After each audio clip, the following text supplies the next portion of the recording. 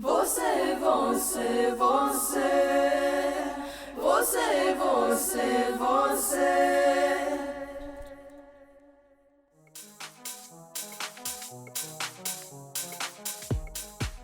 When we talk of workplace interplays, we're really talking about the dynamics and the interactions that go on while you are in a work environment. And many times they can impact the atmosphere, the level of productivity, the culture of that workplace. But there's a lot of dynamics that go on, and it's really interesting. When I think back over my career, I felt this was a really interesting topic to explore in this podcast and focus it on the target audience of young adults. They are working their arses off, going to school, getting degrees, getting paperwork to show their value and their competitiveness to be counted in the workforce. And it doesn't matter what field you're in. It doesn't matter what role you undertake.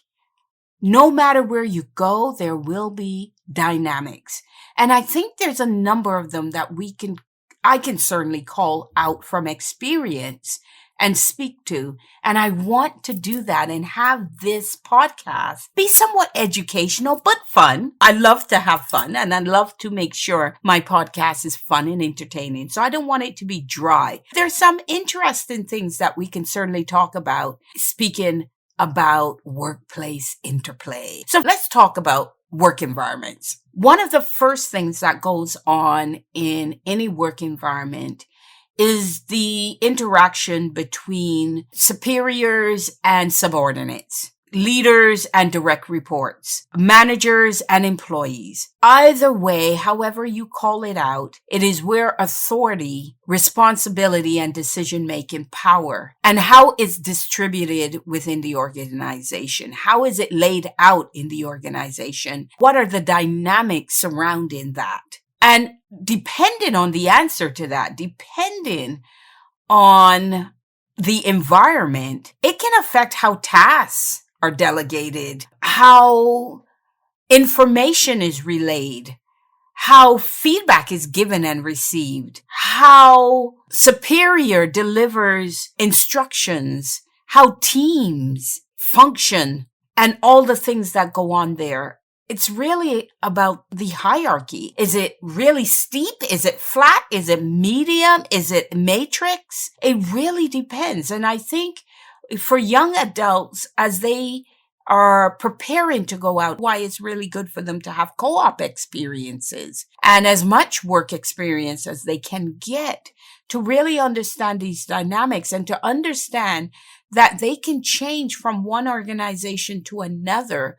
To look at that before you go into the organization, try to do your research. Now information is at our fingertips as much as possible. And some of it you've got to weed through because some are garbage out there. Let's face it. Let's not call it anything different. There's some garbage information out there, and being able to weed through what is real and what isn't real, what is absolute and not absolute is very important. Do your research before going into an organization to make sure that the way it handles this sort of thing is matching with what you are actually wanting for yourself. And even if you do the research and you go in and you find that organization doesn't match with you, and of course this is if you're full-time, then look at your options. And your well-being has to come first before anything else. At the same time, don't blow up your life. Just set a game plan to change if it isn't working for you in a positive way. Hierarchy and authority is one of the key dynamics to really understand about a work environment. The other one that also comes up for me in having this podcast is conflict resolution. What's the underlying process for addressing and resolving these things that we know arise in the workplace? Is there a process outlined? Does the process hold up when you actually go to use it? Because that is one of the key things. Sometimes a lot is said beautifully on paper in your handbook, your employee handbook, in your HR orientation. So many wonderful things are said. Then when it comes time to actually leverage it, to actually use it, that's where you start to see the gaps. And hopefully you never have to use it. And you can resolve your own conflicts, codependent, independent, interdependently, but you are able to manage conflicts very well without having to run to go through an HR process because it involves negotiation, effective communication, and notice the word I put in front of communication, and your ability to problem solve and critical think. It's all about maintaining as harmonious a work environment as you can. You always have to remember that you're there to get a job done. So you don't have to like who you work with. You don't have to love who you work with, but you do have to work with them. And you've got to find the way and the balance to do that without always getting into conflict. And if the conflict gets to a point where it is stressing you out and it's not going well for your health, that's when you come to decision time. And you have to have the courage sometimes to make the decision that is in your interest and in your well-being after pursuing different avenues that are available to you. And if they're not helping with the resolution, then you would be left with no choice. It's different for everybody. So it's a very personal pathway. Conflict resolution is one of those dynamics that you have to always think of. And that goes hand in hand, which was one of the things that it involved, is communication. Communication is another exchange or flow aspect of working with others. Those in customer service, I'm always amazed at the ones that don't understand that they have decided to be in a role that involves exchange of information, exchange of demeanor. And if you don't like customers, don't go into customer service roles, please. It comes across like a brick. The person dealing with you are left wondering, why are you even in this job? You don't like the job. Like, seriously, leave the job and put someone who loves doing customer service, because the dynamics between someone who loves it and someone who's in it for a paycheck but doesn't love it is stark. It is stark. So communication is just one of the things that relates to exchange of information, ideas, and feedback among your peers, among your colleagues, among teams, also among different levels of management. And notice before, when I was talking about conflict resolution, I called it out. I put effective in front of communication. Effective communication in these circumstances is crucial to ensure clarity, alignment, and just successful outcomes. Real outcomes, outcomes that matter and are meaningful, whether it's executed as a project or not. Communication is key. So those are one of the workplace interplays that I wanted to call out. And this leads me into team collaboration as the fourth interplay. And interactions that occur between team members have no choice. They have to work together. In working together, as I said, you don't have to love each other. If a team is effectively, you notice that word again, and you're probably going to hear it again, and I don't want it to sound like a repetition, repeat. But at the same time, effective teamwork is about working together to achieve something that will be beneficial to the team, to the department, and to the organization en masse. So it is absolutely essential that involves cooperation, coordination, stellar leadership among individuals. And once you talk about bringing different skills and perspectives into the mix, that means that people need to be seen, heard, and respected. And that is what's going to make team collaboration and teamwork really pay off. So those are some of the workplace interplays, 4 so far. I got more to go. I still got more to go. So stay tuned, stay in and listen on. Oh, this is a big one. This is a big one that has come up very recently. COVID really pushed this, helped to push it. I think also things like incidents that came out, like the George Floyds and all of these other types of racial incentivized situations. That's the word I'm looking for. Situations really brought diversity and inclusion into the mix. It was always there. Let's be real. Without these situations, it was always present because it's all about the dynamics between employees and staff and consultants and third party vendors and all the people that come together to really get companies operational in a right way and running in a right way, of different backgrounds, different experiences. Again, here comes different perspectives. And I call this out with enthusiasm because what do I always say Jenn is about? My book has it as its subtitle, Change Perspectives to Change Lives. How we perceive things are absolutely critical in how we interplay with others, how we interplay in environments. And if our perspectives are off in any way, our outcomes in our interaction will be off. So understanding differences, having the right perspective on differences, being open to differences, fostering diversity in a workplace requires the right kind of effort, the right kind of effort, because it's about ensuring that everyone feels valued and that they have the same level of opportunities equally. One doesn't get less because of some kind of difference. It is fairly placed, fairly made available, and it's then for those individuals to choose and decide on their opportunities that are presented to them. So the individual can create inequity, but not the organization or not through the interaction, if that makes sense. So diversity and inclusion is another key dynamic that cannot be just put aside, but must be carefully handled, carefully fostered in a way that creates a beautiful work environment where everybody feels embraced, feels a part of, and feel that they are heard, seen, and appreciated.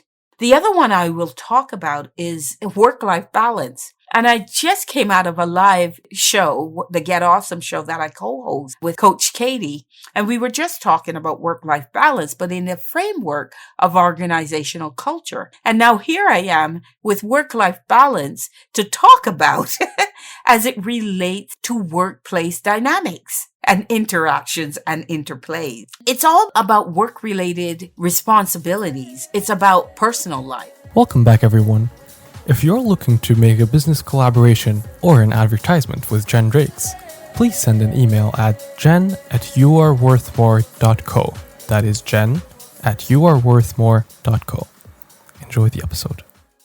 And being able to strike a healthy balance between work and our personal life, which still has the common denominator in those two pieces, is you. You are the common denominator between your work and your personal life. And that can't be fragmented. I'm always saying that it can't be fragmented. So it's essential that for your well-being and your productivity to be maximized is really about getting the right balance in these two dynamics of you. And notice how I said that, the two dynamics of you, because in this aspect, while there's the dynamic between yourself and the organization, we're talking about workplace after all, you and the organization, there's also the dynamics of you between your own personal life and your own work life, which at the end of the day, it's all part and parcel of the same thing, which is you as being the common denominator between the two. So it has to work in that way. Think about that, especially young adults, depending on how you're being nurtured in your school system and in your home environment, may come into workplaces with the wrong thought around that. Start to also take that into account and figure out where you place. What is the environment that you want to be in and need to be at your best and to come in energized, excited, enthusiastic to do the job that you're being paid to do and that you're being asked to do. How does that work so that you start out in the right way, finding the right environment that is going to actually propel you forward faster because it works so well for you? So hopefully that's understood. The other aspect to consider is mentorship and coaching, because there's the relationship, again, something we were talking about in the show. I didn't realize there were this many correlation. I swear this was not planned. So trust me, it was not planned, but I'm now realizing some of the correlation between experienced employees and less experienced employees. And the experienced employees are absolutely the ideal folks to act as mentors to the less experienced folks. And they become the mentees. I am all about mentorship. Anything I do, I say it's mentorship, because what people need today is mentorship. And it plays a crucial role in our skill development and in our career advancement. It really does. And if you really want to explore this more, let's get into the Get Awesome group on Facebook. And it's a public group. It's not private. Get into that and listen to the replay of the show we did today called Wrapping Up Organizational Culture. You can listen to the first one, but the Wrapping Up one is the one I just finished that really called out how the mature adults and the benefits they bring to the young adults in the role of mentors. Just understand that that's a dynamic. And for what I said in that show, and I want you to go and listen to it, so I'm not going to give you, be a spoiler, is that for me, I actually sought out mentors as a young adult. And I would tell the person that I wanted to mentor me that I wanted them to mentor me. And usually they did, because they have a lot to teach. And most people want to pass on their experience and their knowledge. They want to share it. So ask. It's really a simple ask. So just do that. The other dynamic that gives everybody the willy-nillys and shouldn't at this point in time in our lives, because we are surrounded by it and it's all about change. And when I say we're surrounded by change, we are, because change is happening quicker. It's really wrapping us in like a windstorm. The workplace navigates and adapts to changes is critical. And it doesn't have to be just technology. It's about also their structure, market conditions, all sorts of things, products they're offering, services that they're delivering on. All of these things are changing. How they're being delivered is changing. Who's involved in the delivery is changing. Everything is changing. This is a dynamic that we just have to get comfortable with, because the momentum is picking up and the demand for excellence, it is expected. This is certainly a dynamic that you cannot just put to the wayside, and you cannot go into it with resistance. You've got to find a way through it, look for the opportunity and the changes. So managing this particular workplace interplay is essential, not only for the workplace and the company, but also for you and your sustainability. And so it is a key one to really, really, really understand. A next one is leadership styles. And this involves how leaders interact with their teams. I have called out in other podcasts that one of my favorite things is Undercover Boss, that really dealt with CEOs being pulled in at the lower ranks of their organization and seeing through their own eyes the gaps they as leaders have with how the organization is run and even with the staff in their organizations. So this is a dynamic where the impact of leadership styles on staff is all about motivation and engagement. It's something that dynamic is key for. And you need to understand the interplay that goes on between leaders and the subordinates that they lead. Are they really leading? Are they really leading? And that's a real question because you see all around, bouncing all around social media, is the proof and knowledge based on surveys, studies, and everything that one of the top reasons people leave companies and attrition starts to increase is because of the people they're reporting to, is because of leadership and supervisors and managers and directors. Sometimes they're non-compassionate. Sometimes they're authoritarian. Sometimes they're dictatorial. So think about one, the leader that you wish to be. Think about two, the leader you wish to have. And then think about number three, the leaders that are acclaimed for their leadership. And marry all those things together to create the right dynamics for you and the right environment, and starts to define the right environment you need to be in. So this is one that you absolutely need to look at. I'm going to talk about another big one, ethic. What are the principles? What are the decisions from a business standpoint? What are the interplay between those things? Your ethical principles, the ethical principles of the company, and the business decisions around all of that. Whether you are a staff or whether you are in leadership in that company, both of you, all of you must navigate some pretty ethical dilemmas at times and still maintain the integrity. Notice what I'm going to say, and still maintain the integrity of the organization and of the workplace without chipping away at your own integrity and your own ethics. It's a balancing game again. Workplace ethics is not always easy.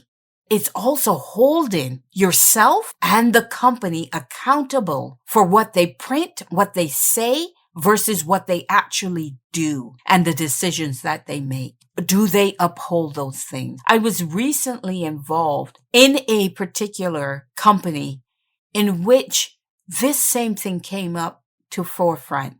They had missions, and at times what they said and what they did went against the mission that they claimed to have had.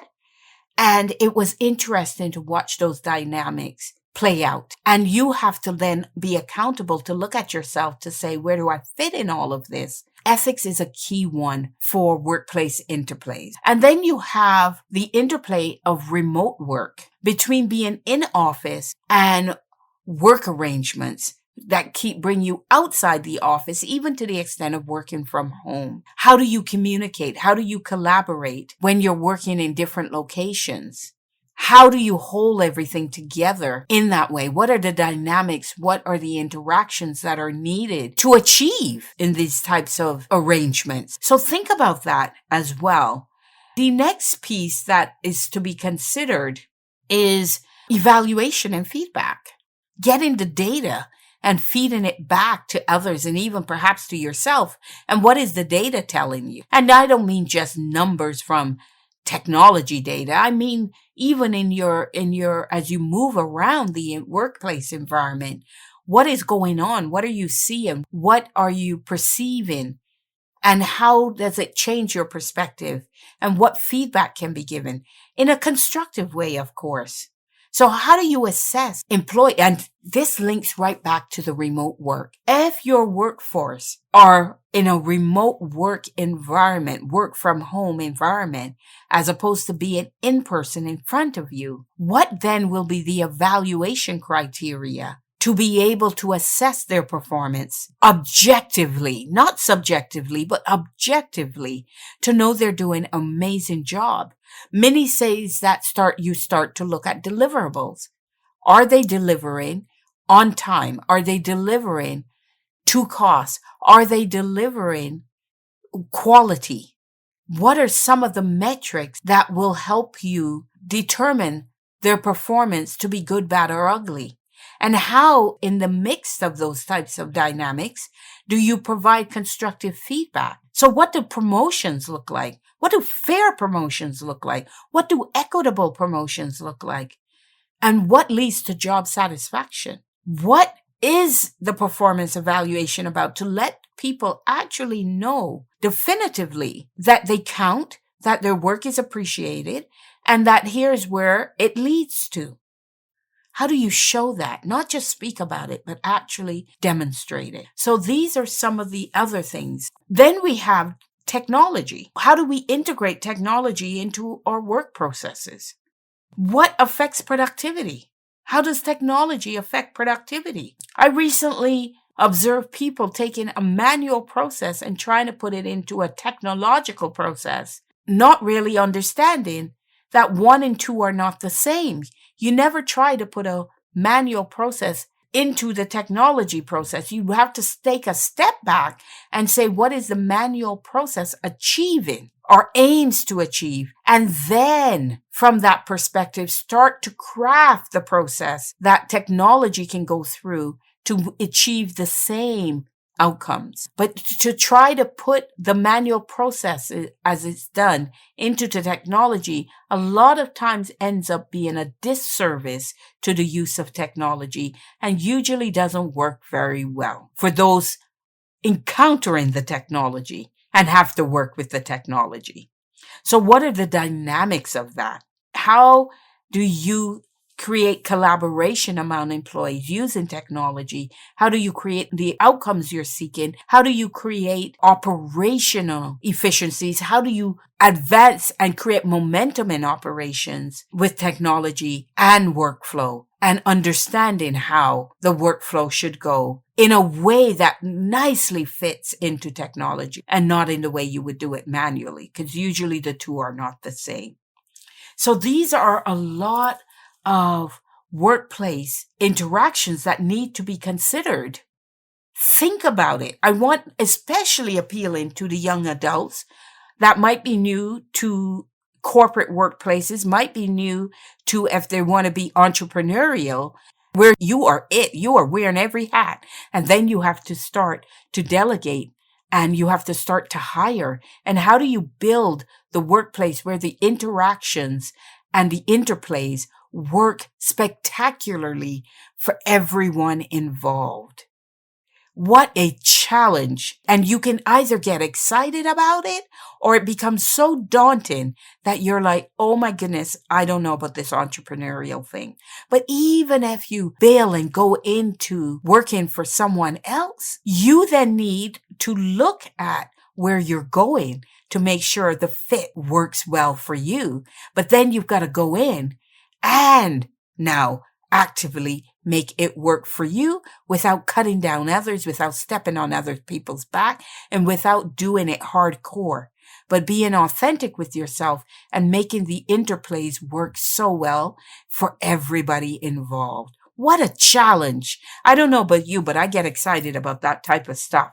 There's all sorts of things to think of, including, and if you're an entrepreneur building something, you've got to think about it from the overall workplace culture, the collective values, beliefs, and the behaviors of your organization. Talk about a big stick to wheel and wheeling it good. Not everybody does it successfully or effectively. There's that word again. You've got to start to think about the dynamics between the leadership and the staff as you start to hire and shape your culture.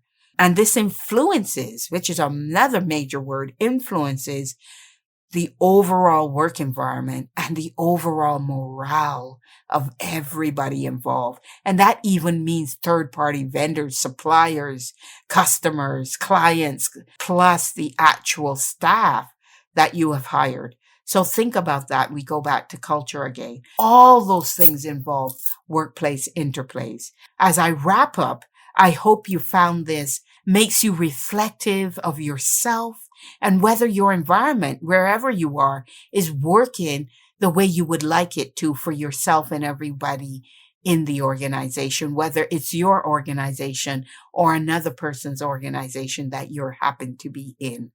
And on that note, I will wrap up. You need help with any of this, as usual, please know that you can reach out to me at jenn@jenndrakes.com to ask for help.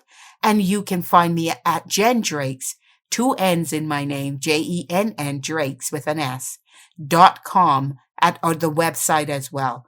So please reach out and ask for help if you need it, because that's what I do when I'm not podcasting, is I'm supporting organizations and individuals reaching their potential and addressing many of these things.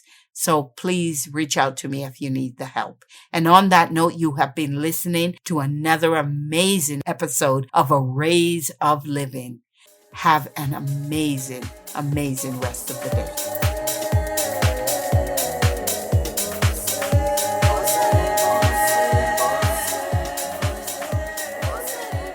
Welcome back, everyone, to Arrays of Living.